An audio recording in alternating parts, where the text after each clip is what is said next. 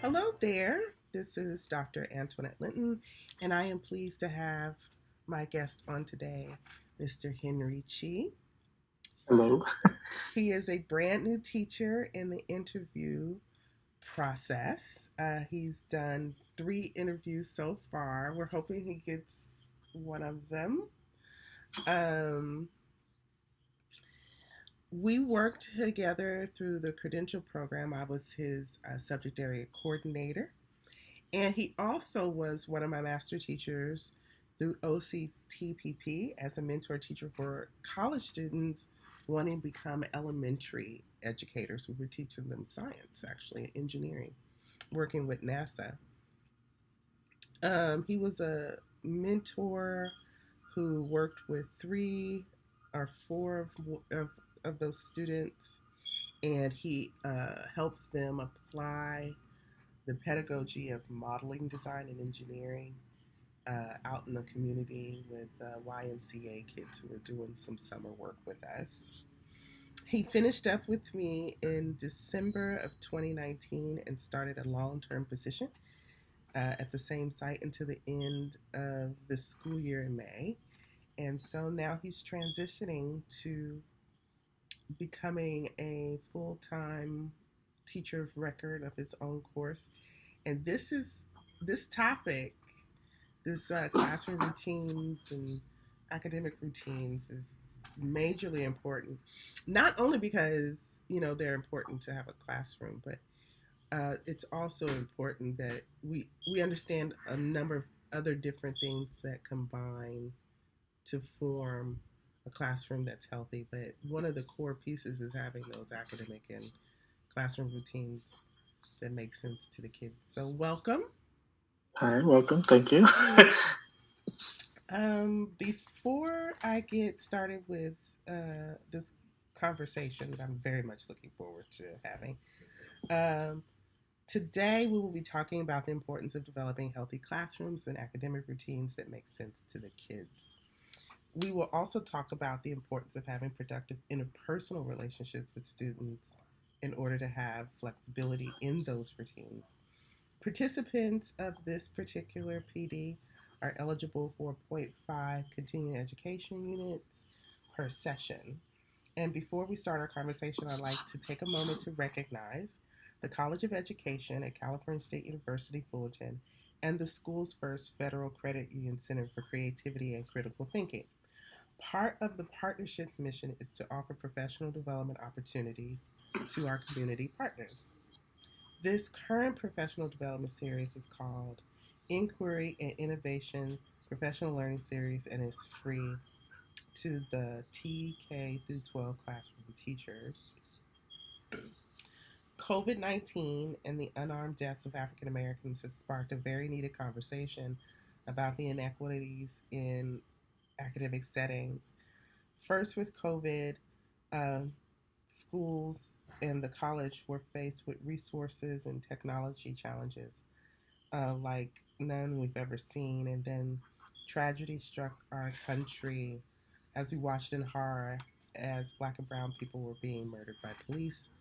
And now we are discussing how we can make real changes to these issues within our domain of control. That is our teaching, schooling, and caring for African American and Latinx children.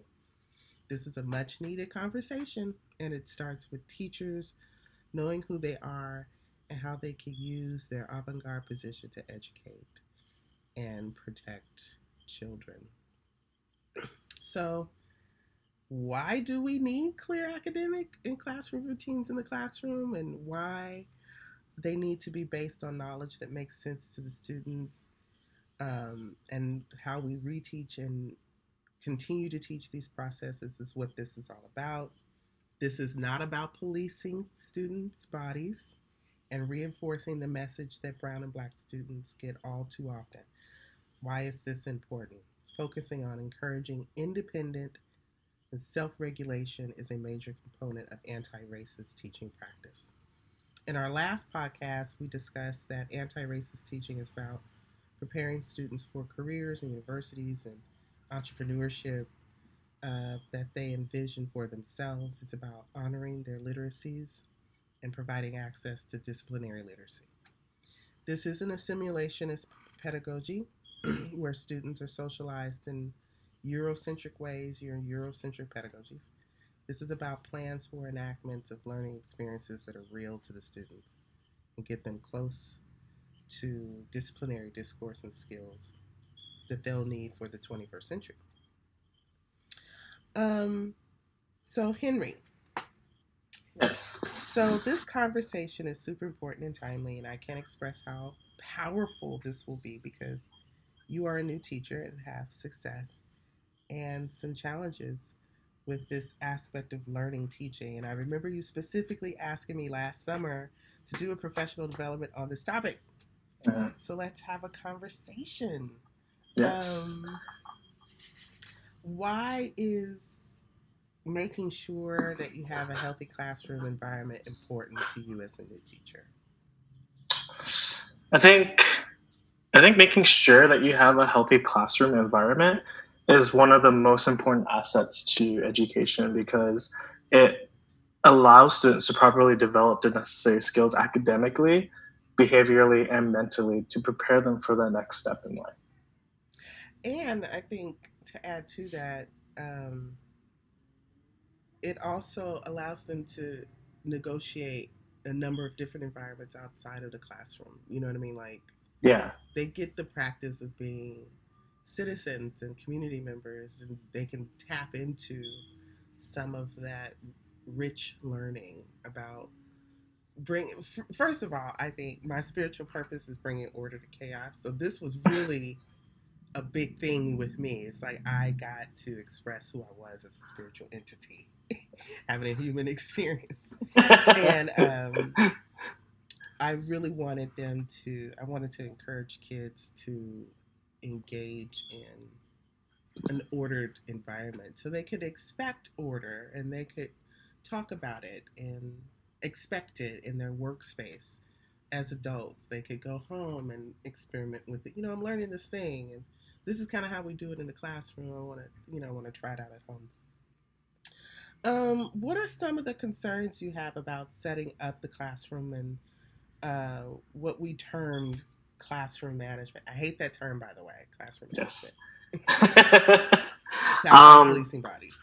Mm-hmm. I think, well, during the program, as far as classroom management, classroom behavior, classroom whatever, Yeah. right, the classroom environment, the information that we received was always kind of like a broad and generic spectrum. Mm-hmm. So I believe that it was a great foundation. Like it was a good concept of going into what classroom environment should be like. Mm-hmm. Well, a majority of my learning took place during my student teaching for me and having like a master teacher who would back up that, I guess, a classroom environment. So I believe that we did talk in great lengths about academic routines and implementing them, but and I had to understand them, but it didn't quite teach me the concept of like behavior management. What if a student does this? Mm-hmm. What happens if this happens in the classroom? What are you supposed to do? There's no play-by-play book there. Right. So I think believing like having firsthand experience is always the best way to learn this. Mm-hmm. However, so in my long-term position, we had a PD that specifically targeted this kind of classroom environment, mm-hmm. where the PD revolved around students doing something that happened in class that specific year. So they would bring it to the table and then go, how would you deal with it? Right. And of course, each and every student had their own, like, or not student, but each and every teacher had their own, like, oh, I would do this, I would do this. And clearly the veteran teachers who's been teaching for like 20 plus years there, they're like, no, I would do this. And it made me go, oh, I never thought about that. Mm-hmm, mm-hmm. And I think having those veteran teachers and having those experiences shared amongst teachers, even from newcomer to newcomer kind of teachers, talking about their experiences helps develop kind of your own teaching practices, and is a good way to get like a sense of knowing what kind of teacher you want to be. I think you bring up a really good point with sharing knowledge between teachers. Veteran teachers are gems when it comes to uh, having tried and true ways of dealing with student uh, challenges, whether Mm-hmm. it be academic challenges or classroom challenges. Mm-hmm. Um, I think what would be effective, I think not only does your credential program provide you access in scenarios that you could hear what veteran teachers would do in those situations, but I think as a teacher educator, it's my responsibility to vet the responses Mm-hmm. so that I could pick out the humanistic, the ones who have the best practices for Mm-hmm. students that leave students' dignities intact, Mm-hmm. leave students being able to make healthy choices for themselves. Um, I think there are a lot of great teachers out there who know how to do that well. One of the challenges is in teacher education is to get their ideas public Mm-hmm. and vetted so that new teachers have access to them and not quite solely leave it up on the professional development that the district is providing, because not all Yeah. districts provide what I hear you saying is an effective professional development series Mm-hmm. where it was meaningful for you. And it Yeah. doesn't surprise me that it was teacher centered and teacher, it sounded like teacher facilitated, it was site specific. So Mm-hmm. you get to hear information and practices that empower the group of students that you all have in the community, which is Mm-hmm. always the best, because Mm-hmm. not no two districts are alike, no two schools are alike, Mm-hmm. and depending on what day it is, no two classrooms Yep. are alike. Yep. But I like that concept of having a shared community of practice, um, having a shared community of practice for uh, classroom routines and academic routines. Mm-hmm. I always find the folks whose classrooms, when you walk in the classroom, you're like, yeah, I want my classroom like this. Like for Mm-hmm. me, it was, I'm always bringing Robert up, Mr. Robert Manroe of Castle Park High School, who's still at the school. Um, you walked into his lab, and I mean, I was all the kids were engaged. It was he was easy to follow. The science wasn't watered down. Mm-hmm. You go into his prep room, and it was pristine and organized. I love organization. And it was just wonderful. And I was like, I want to be like this dude. Like, Uh-huh. personality wise, we were literally oil and water, right? He looks like Ned Flanders. I look like Oprah Winfrey. I mean, we're completely two totally different people. But the professionalism and the care and concern and the love and everything about how he was with kids just resonated with my soul. And I was like, yeah, I gotta have a little bit of this. I gotta have a little And bit I, of this. and I think that takes a lot of, I guess, professionalism and also, I guess, maturity in the sense that you're not going in there judging him. You're going in there to go, I'm hey, learning. this is what I would like to do. This is what I want to become. And I think that should Absolutely. be the main focus always in any kind of PD. Mm-hmm. And he had a very high functioning, high academic, proficient group of kids. Mm-hmm. So, and his kids were my kids. We taught at a school that was 86% Mexican American. So neither him or I looked like the kids. Mm-hmm. But he got high outcomes from kids, and I wanted to get high outcomes from kids too. So I wanted to not to mimic his practice, but to find the nuances of his practice that resonated, that I could understand, resonated with me, that I could understand, and then Yes. interpret and translate that for my personality, my kids' needs, my Yes. room needs, that kind of thing. So I think it's Yep. just, it's super important, and I'm kind of happy to hear that your district worked that out. Yeah. If you could create the most positive and creative classroom environment for your students, what would that look like? say some of the first things that pop up in your mind. Well, I mean, I was trained on the Anaheim Union's, I guess, 5 C's, which was collaboration, creativity, critical thinking, communication, and character, which I believe are wholeheartedly the like fundamentals of what a classroom should be. Okay, say So, those again. how? Collaboration. What was that? Say those again. Collaboration. Collaboration, creativity, Uh huh. critical thinking, communication, and character. Ah, those are the 21st century skills. Yeah, and they adamantly tell their district that those are what a good teacher needs to be, and that's Mm-hmm. what I propagated in my classrooms. It's critical thinking, creativity, collaboration, Communication, communication. and then character. That's right. Yeah. And then like that would all boil down to like how my ideal classroom would look like would be orderly chaos. It'd be crazy. But you understand what's going on and they're being productive Right. at the end of it. So, I mean, you want to perpetuate this where students are included, they're understanding each other, and I wholeheartedly believe that it's the teacher's responsibility to set this up. Right. Yes. Yeah. I believe that as well.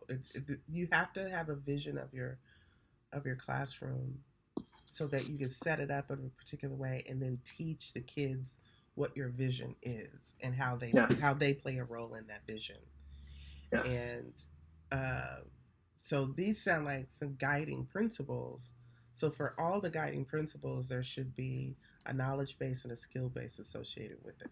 Mm-hmm. So you have to come up with how they're going to collaborate, what that looks like.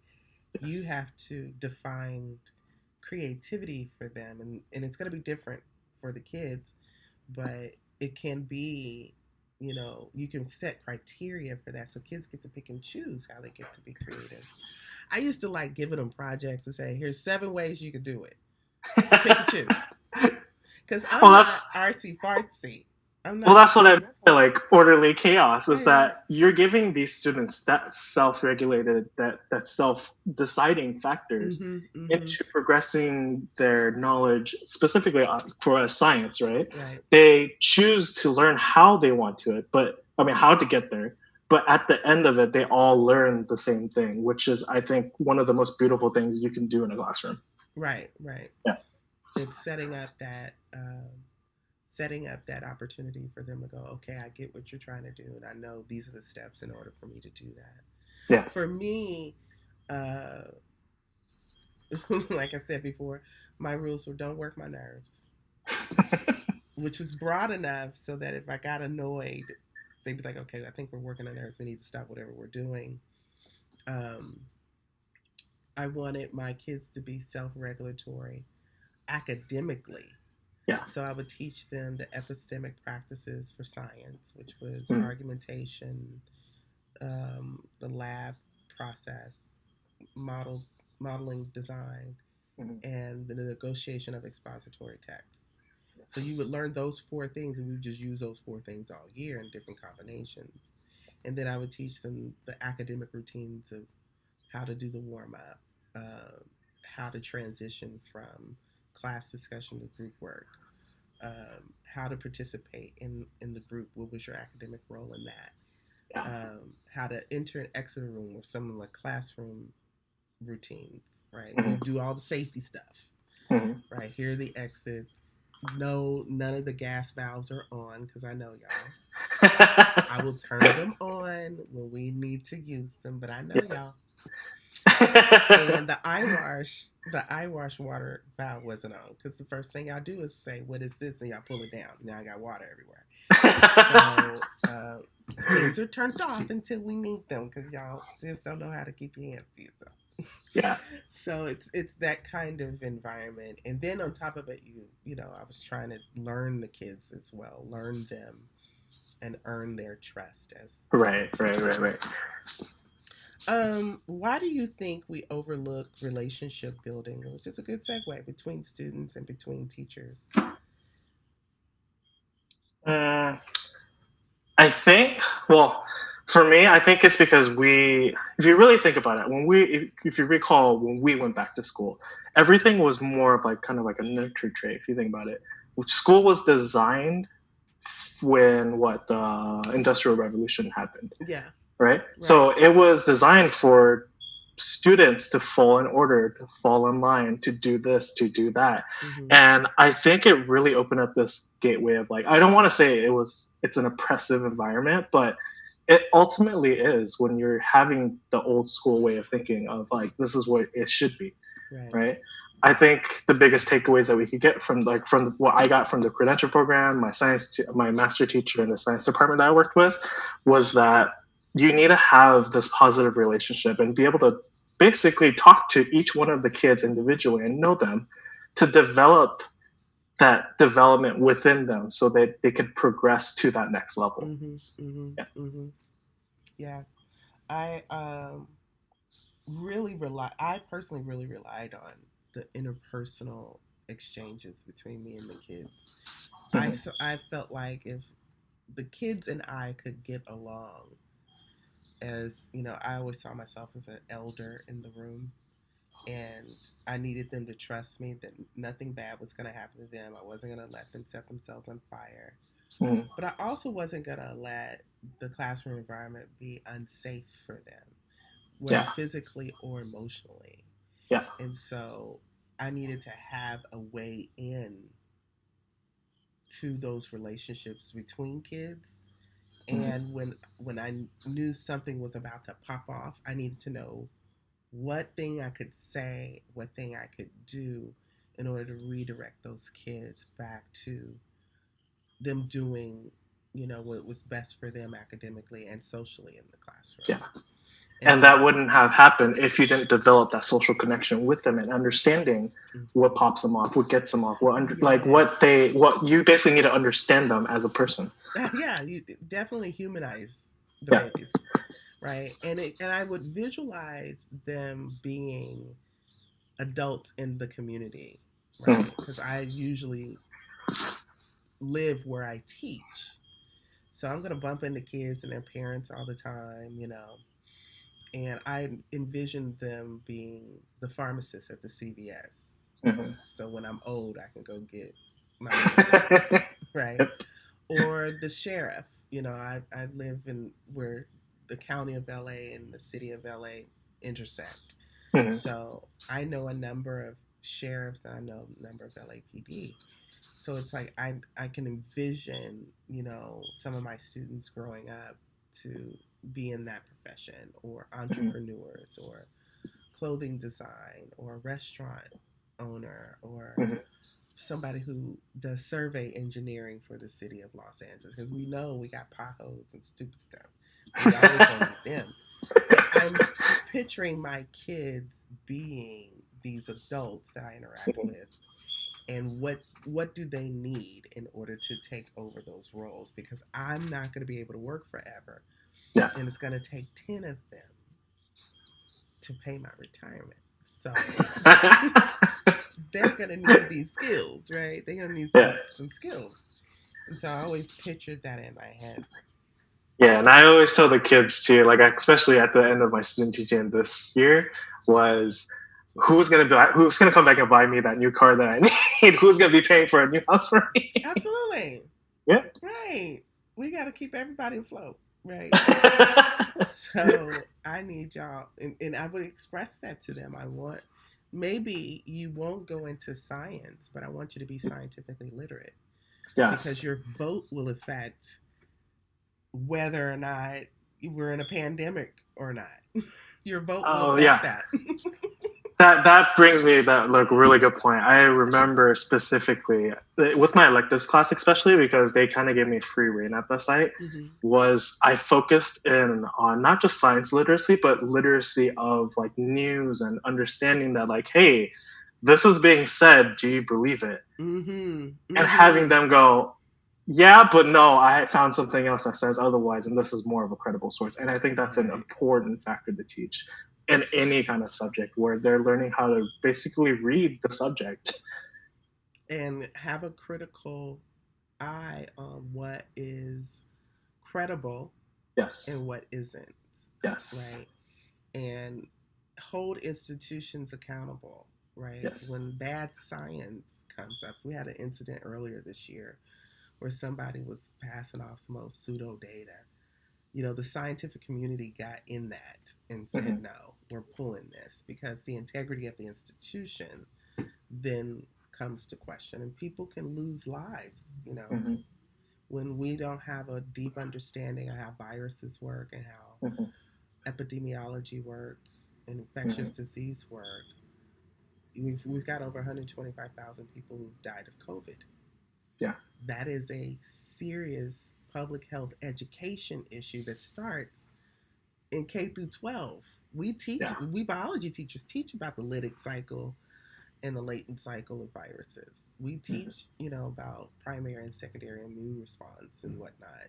And so for the vast majority of Americans to still be confused about that when the vast majority of biology teachers should have taught it, Mm-hmm. that's a key concern. So, Yeah. this stuff is really important. It's really Yeah. important. Another one of the excuse me, what does know the students and earn their trust mean to you, and how does this relate to creating productive classroom environments?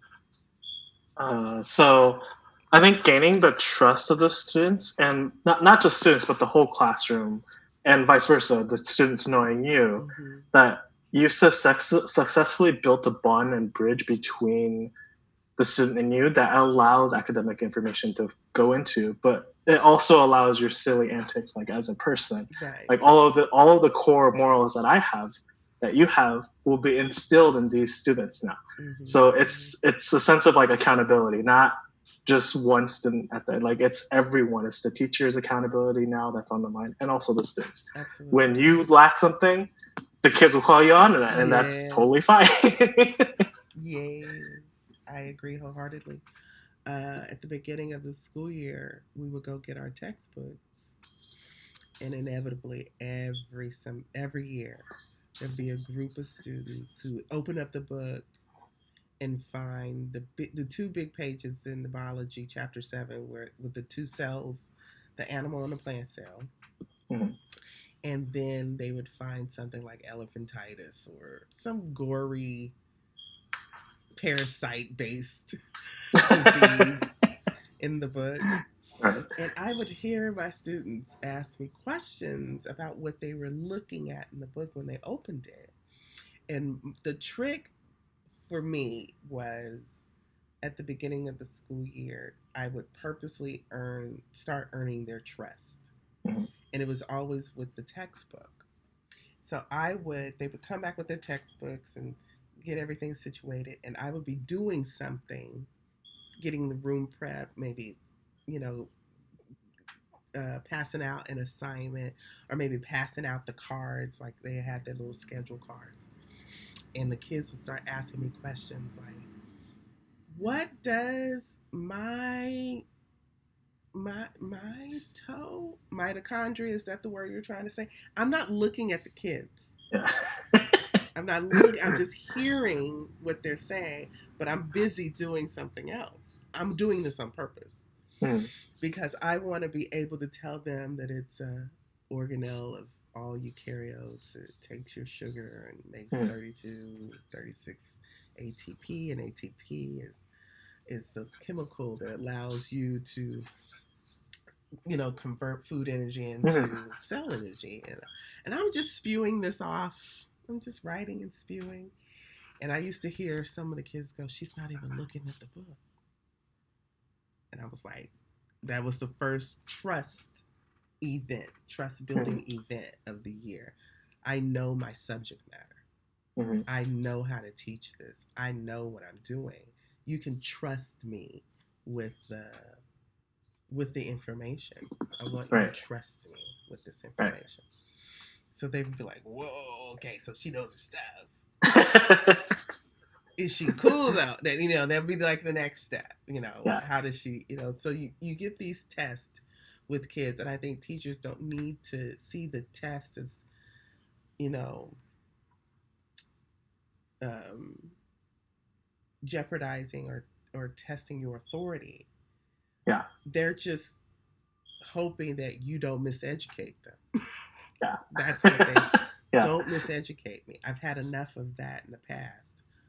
Don't miseducate me. And when they see that you really know your stuff and you're really willing to share it with them, then the walls come down and they start trusting you over stuff that you ain't got no business. Yep. Yep. You don't want to hear it, but they tell you anyway. I'm a biology um, teacher. I don't want to. I don't want to know all that. I don't want to know all that. But yep. they trust you, right? They know that Like you. it's such a good, I think, reflection for me because when I was coming in to this long term, this was third quarter. So first semester, first and second quarter, they didn't have any teacher. It was a sub to sub, day to day, Mm-hmm. and I came in there with the students haywire. There was no rules whatsoever. The subs before just played movies, and they knew no content. So it was one of the most challenging but also rewarding things to have stepped in there and Mm-hmm. gain the trust of all those kids. You Right. know, because at the end of the semester, this year, I was able to write each individual student a thank you letter saying like, Mm. "Hey, I appreciate you. Thank you. This is what I learned from you." Yeah. And I sent them out. And I understood that like the whole COVID thing was so wonky, and a lot of kids like threw a big fit over it because they're like, I want this to be over. But knowing that they had some solidarity and a Yeah. person at the end of the day to say, hey, I'm here for you. Yeah. Thank you. Yeah. I think it really perpetuates this positivity that, not every student always gets. And it's nice to just shower that with everyone. Absolutely. Absolutely. Absolutely. A number of us are working against a lot of different factors just to teach the kids and to like you were saying to have that individual connection with each kid. I always tell my candidates that a teacher should know a strength, a talent, and a challenge of all your students, whether you got 30 in elementary, you got 200 in secondary. Keep some level of student profile and some level of student notes. Some kids you don't need to note take so much, you know, but there are other kids where you're gonna really try a lot of different ways of getting them access to the learning Yeah. and making sure that what their challenges are and having a response to those challenges that are Yep. healthy, academically based, um, really helps.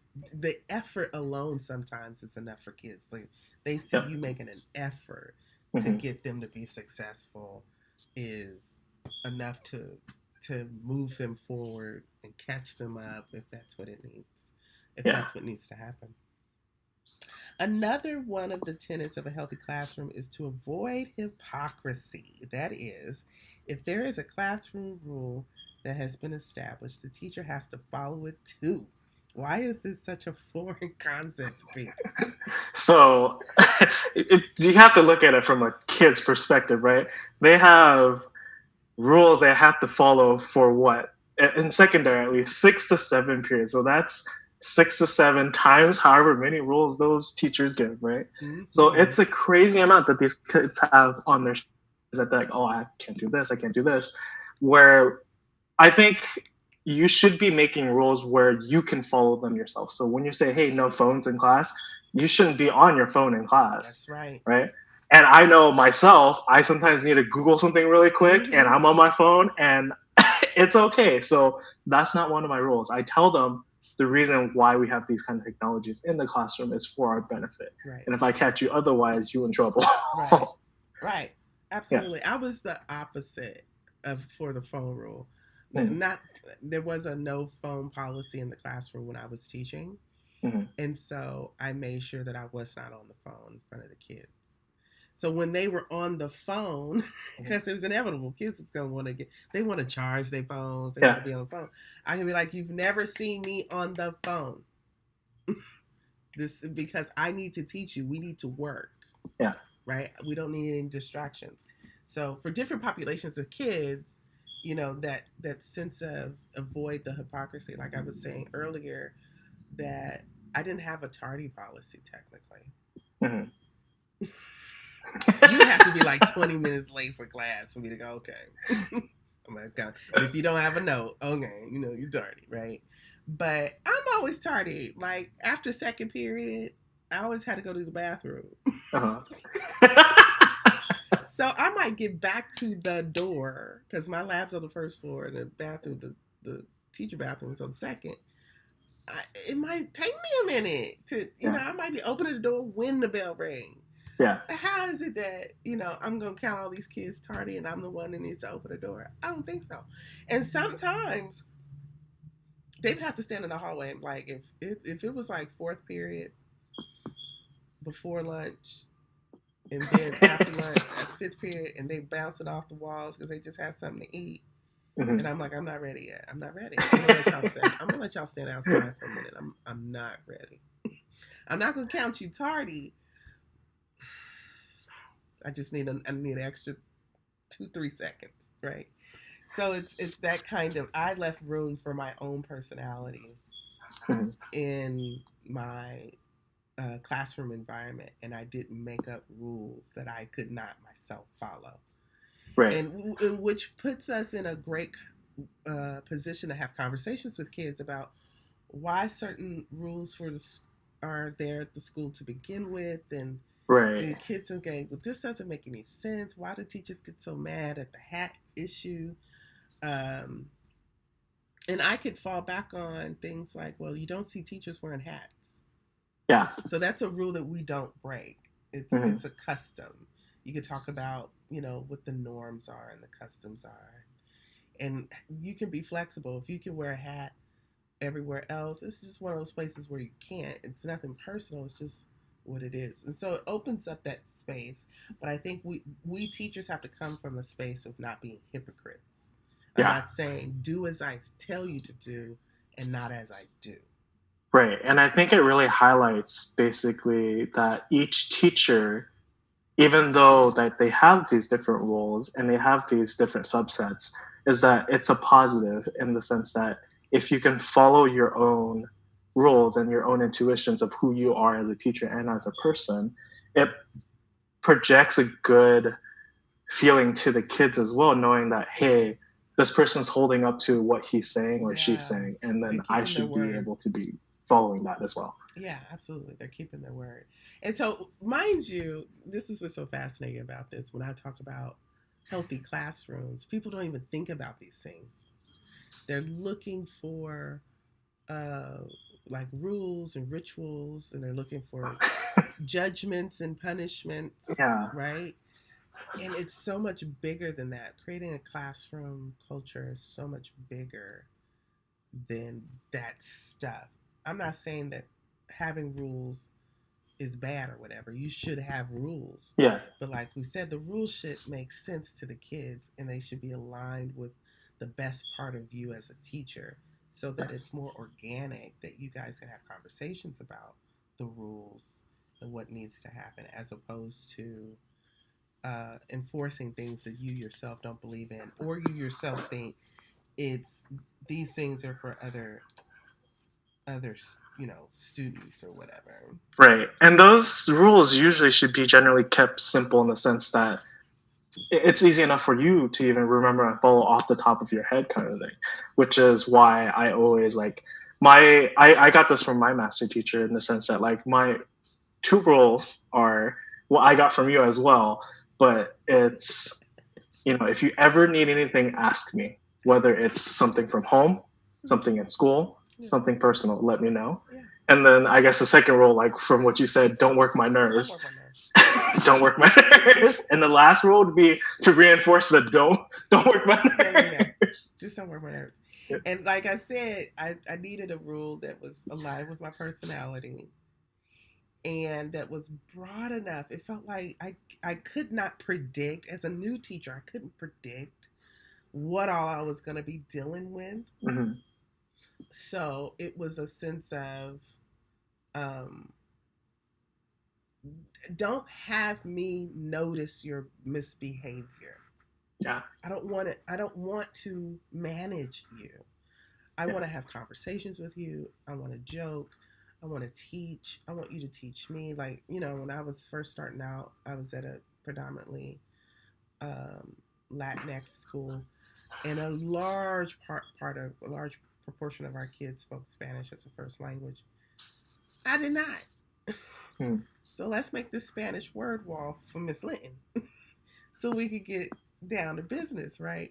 Yeah. So there's a sense of I get to learn from you too. I need to learn the culture. I need to learn your get down, like I like to say, so that we. There's a scene in this movie, and a lot of teachers who are my age, I'm 44, will know what I'm talking about. There's a film called Working Girl.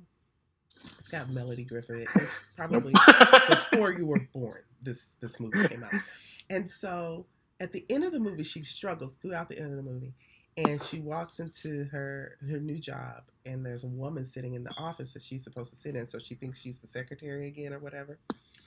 And the lady comes out. She's like, "Oh no, that's your office. You know, I'm the secretary. I sit out here." And she's like, "Oh, when I saw you with your feet up, I thought this was your office." And she's like, "No." And then the woman goes, "Well, while we're at it, why don't you just tell me the expectations?" She goes, "I need you to call me Tess," because that was her name. She goes, "Don't run and get me a cup of coffee unless you're getting one for yourself, and the rest we'll make up as we go along." Mind you, I'm like 13 years old when I'm hearing this movie for the first time, but that resonated with me. The kind of humanistic, I'm not, I need to work with you. I'm not tripping off of being an authority. Yeah. What I'm tripping off of is you feeling more like yourself after I've taught you than before. Yeah. And how do I get to that point? And it's interesting that Working Girl is one of my favorite movies. But that line, that essence of I'm going to respect you, you respect me. I'm going to see you as a human being and as a professional. We gonna work this out. And I'm going Yeah. to be one of the best partners in this business that you Yeah. could possibly ever have, and that just sets the tone. Okay, so we have our classroom rules, we have our routines, we have our academic processes all spelled out. It's November, and the students know what they are supposed to do and have been practicing them for quite some time. What do we as elder teachers who are not racist do when students fail to follow the procedures or the routines? I think at, at the end of the day, right? If you strip away everything, if you strip away the schooling, if you strip, they, the students are human. They're going to be functioning humans in society. They're going to be growing up, regardless if you were there or not.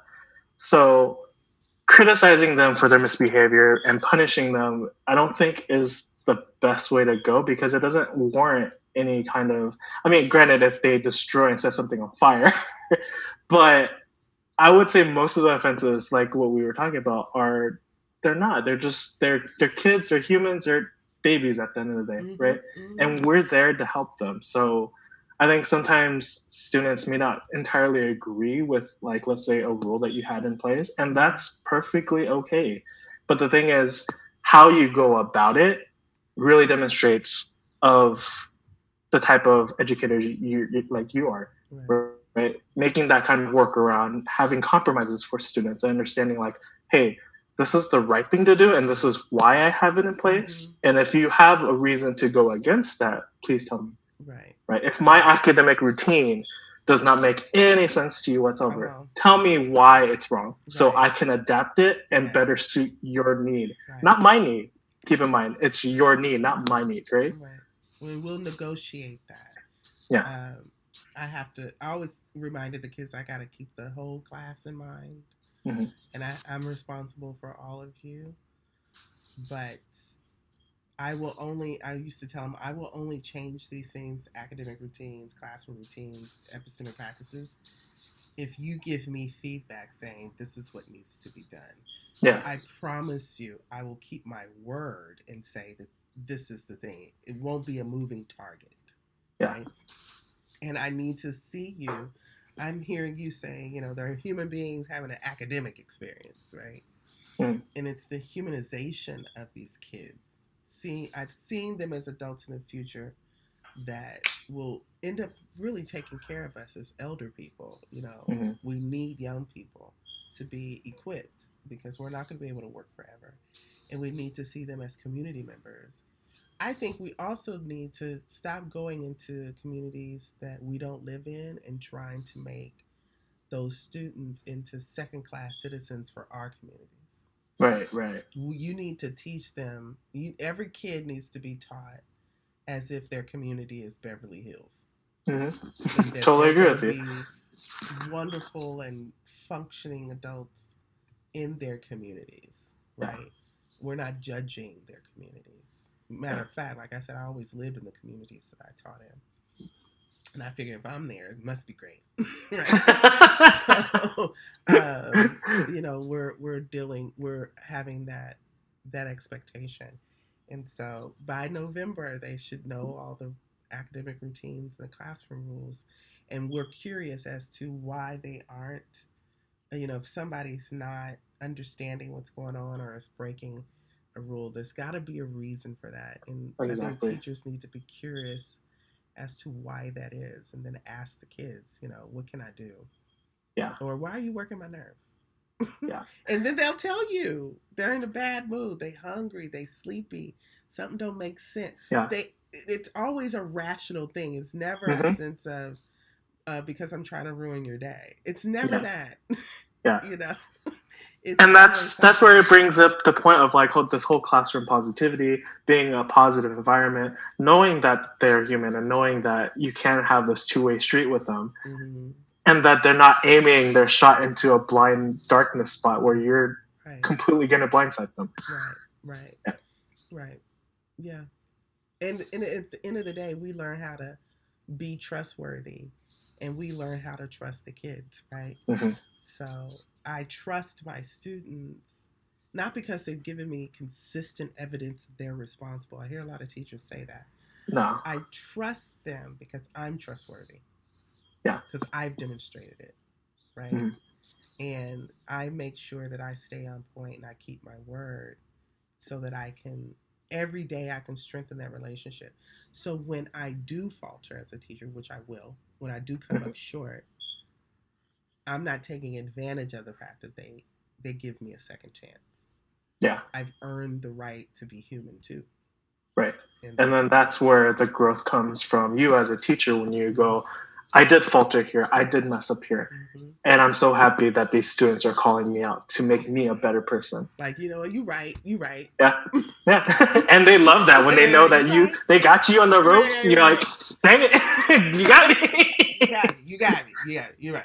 I gotta work Yeah. on that. You're right. They'd be like, yeah. It's Yeah. such a reciprocity to it that is so rewarding. And you know what? We're talking about classroom routines and academic routines for kids. The stuff that we're talking about also works on adults.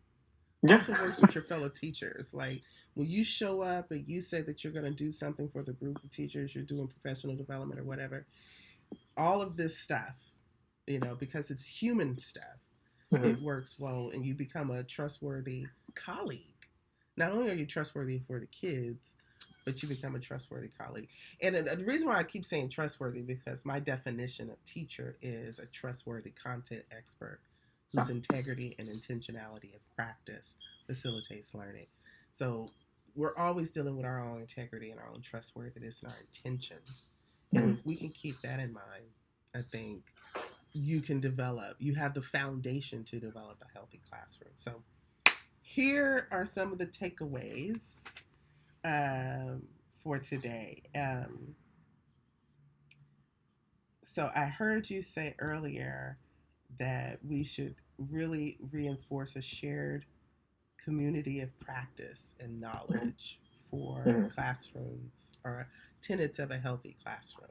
So Yeah. when teachers who've gotten high outcomes from kids and have wonderful classrooms need to come together and basically, teach someone else, here are some of the scenarios that I've experienced and these are some of the processes that I've developed that have really helped me out and making sure that that's public enough so that people have that as a resource. I think that's super important. Right. And it's not to be like, oh, this person's a better teacher, but it's more to broaden the scope of understanding different situations and what you Mm-hmm. can take away from it to become a better teacher and be Right, like have that reflection. right, absolutely. This is not a competition. Yeah. This is a community of practice, right? Mm-hmm. I hear that you have principles that guide your developing a classroom, collaboration, creativity, critical thinking, communication, and building of character. I think personally that would be really easy for the teacher to embody and easy to teach. But like I said before, for those five principles, there should be a knowledge and a skill set associated with it, so that Right. kids can make decisions on how to collaborate, how to be creative. They We really need to define what critical thinking is, because you ask 10 teachers what it is, they come up with 10 different things. My go-to definition for it is the ability to apply information to novel problems, right? So that includes what the kid already knows and what the kid is learning. Mm-hmm. And the application of knowledge is that critical thinking component. And then you add in there how to judge information, that critical Right. component. Communication, ways of communicating should be Mm-hmm. taught, and character. And back to the communication, including kids' normal social communicative repertoire into the conversations as well, Right. so Right. that they they can ease into the academic language using the funds of knowledge that they already have. Right. And then remember that they are human beings having an Mm-hmm. academic experience. Mm-hmm. So we need to humanize those babies, and then humanize ourselves as Yeah. well. So I want to thank everyone for listening today, and I want to thank Mr. Henry for Thank coming and you. having this great discussion. Some great ideas were shared. I hope that this was helpful as we try to make sense of how to make a classroom and into a community, basically, and so that we can be more responsive and caring for others, especially our kids. This will be hard work, but it's going to be worth it. Just remember there is an e-journal that is associated with teacher identity work that needs to be done. Uh, and then just go be the joy, peace, love, and kindness that you want to see in the world, and to continue to care for kids. Thank you, Henry. Yeah. Thank you. Awesome. Nice.